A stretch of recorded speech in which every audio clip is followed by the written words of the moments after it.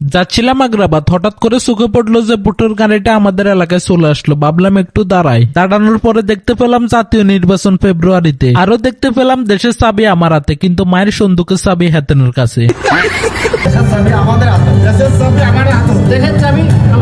দেশের চাবি আপনার হাতে, কিভাবে ভোট দিয়ে দেশ আগাবেন সেটা আমি জানি না। তারপরে চলে আসলো আমাদের ইউনুস কাকা, সামনে লেখা ছিল জনমত বক্স। আপনার মতামত লেখি বক্সে দিলে চলে যাবে প্রধান উপদেষ্টার কাছে। বক্সে কি লিখবো, ইয়ানে কোনো পাবলিকে নাই, সব শূন্য শূন্য। যাক, আমার সামনে দুইজন আছে, তারা বসে বসে গান গার। যাদের দেখার দরকার, জানার দরকার, তারা কেউই নেই। আমি আমার একটা ভিডিওতে কয়েকজনকে জিজ্ঞাসা করলাম, হ্যাঁ ভোটটা কি না ভোটটা কি, তার ভিতরে অর্ধেকে জানে না হ্যাঁ ভোট কি না ভোট কি।